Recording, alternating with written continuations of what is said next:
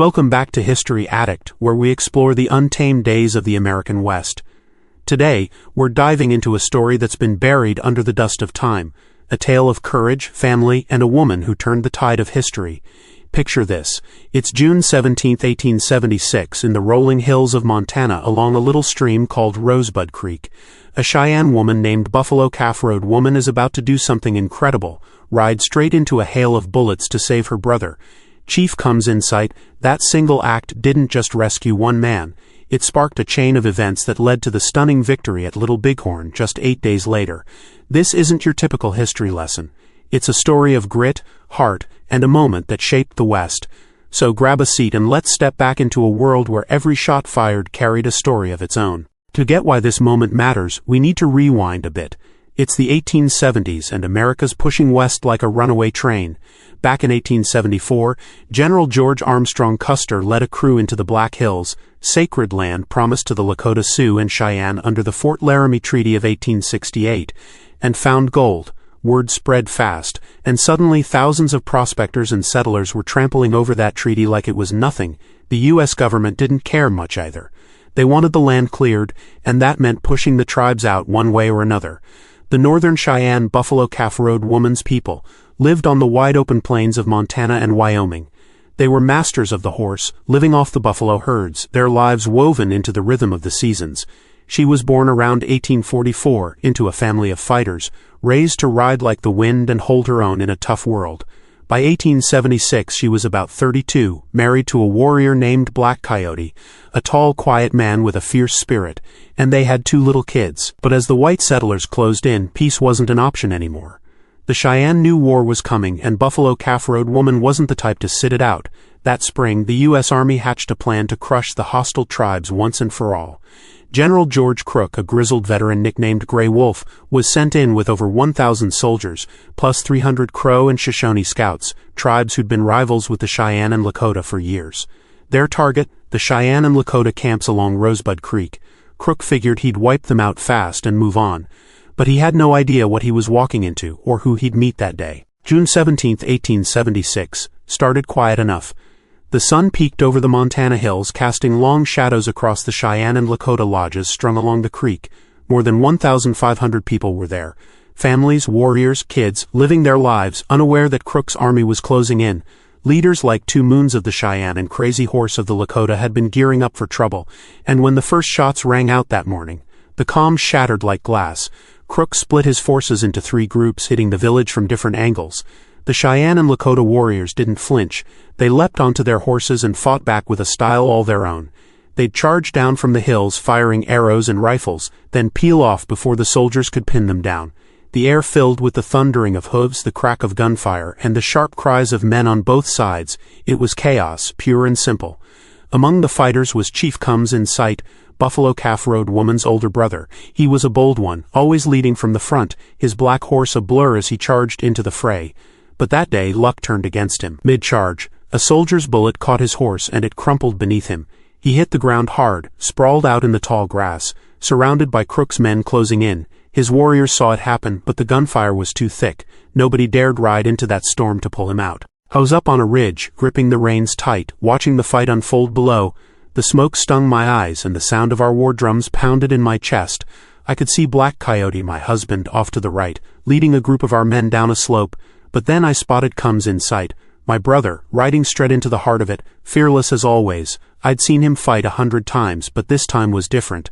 When his horse went down, my breath caught in my throat. He was out there alone, blood staining the grass around him, and the soldiers were circling like wolves. I yelled his name, but the wind swallowed it up. My people shouted at me to stay back. It was suicide to go down there. Bullets were flying so fast you could hear them hum past like angry bees. But he wasn't just a warrior to me. He was my brother, the one who'd taught me to ride, who'd laughed with me by the fire. I couldn't leave him. I kicked my horse hard, and we tore down that hill, straight into the madness. The ground shook under us as we charged. A bullet grazed my sleeve, tearing it clean open, but I barely felt it. All I could see was him, lying there, still alive, but fading. I slid off the horse, my boots hitting the dirt, and ran to him. "Get up," I shouted, grabbing his arm. He looked at me, eyes wide with pain, and managed to grip my shoulder with everything I had. I hauled him up, dragging him onto the horse. Bullets kicked up dirt all around us, but I climbed up behind him, held him tight, and spurred that horse like our lives depended on it.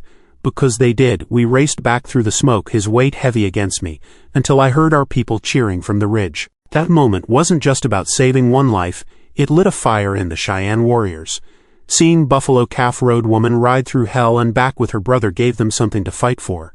They hit Crook's lines harder, charging from every angle, their war cries echoing across the valley. The battle raged on for 8 brutal hours, from dawn well into the afternoon. Crook's men, caught off guard by the ferocity, couldn't break through. Crook's Crow and Shoshone scouts were supposed to give him the edge, guiding him through the rugged terrain. But they underestimated the Cheyenne and Lakota, over 1,000 warriors strong, fighting for their homes and families. Crook later wrote that he lost more than 30 men, with dozens wounded, while the Cheyenne and Lakota lost maybe 10 or 15. By late afternoon, he called it quits, pulling his battered army back south. He'd failed, and the tribes had held their ground. The Cheyenne remember it as the fight where the girl saved her brother, a name whispered around campfires for generations. And there's more to it than just her ride. In Cheyenne tradition, women sometimes joined the fight in a unique way. After the main battle, they'd move in with clubs or knives to finish off wounded enemies. It's a grim detail, one that shocked the soldiers who heard about it later. But for the Cheyenne it was a sign of loyalty and resolve. Buffalo Calf Road woman, with her war club in hand, might have done just that, adding another layer to her legend. Rosebud wasn't just a win, it was a spark. The Cheyenne and Lakota walked away with their heads high, their spirits blazing. They'd beaten back a seasoned general, and that gave them the confidence to face what came next. Crook's retreat left him out of the game, unable to link up with Custer as planned. 8 days later, on June 25, 1876, Custer marched into Little Bighorn with no backup, and ran smack into the same Cheyenne and Lakota warriors, including Buffalo Calf Road woman. She was there too, they say, swinging that club again, maybe even knocking Custer off his horse. That's a story for another day.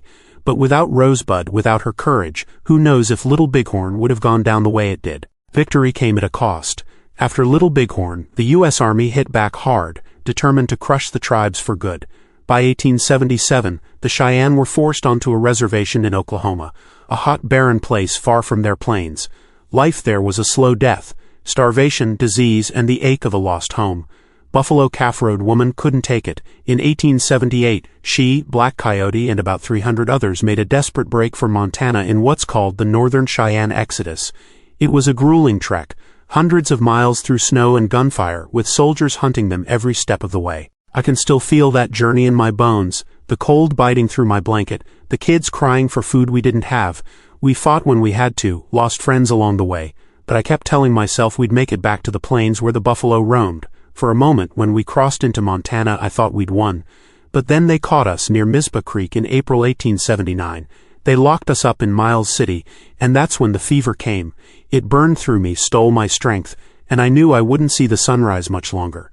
Black Coyote, he couldn't live without me. When he heard I was gone, he ended it too. Buffalo Calf Road woman died in that prison in May 1879, only 35 years old. Probably from diphtheria or malaria.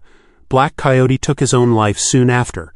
Their 2 kids, their fates lost to time, maybe scattered among the survivors. Her story faded into the shadows for over a century until 2005, when Northern Cheyenne elders finally spoke up, honoring her as a warrior and a symbol of their unbreakable spirit. The Battle of Rosebud doesn't get the spotlight like Little Bighorn, but it's where a woman's courage rewrote history.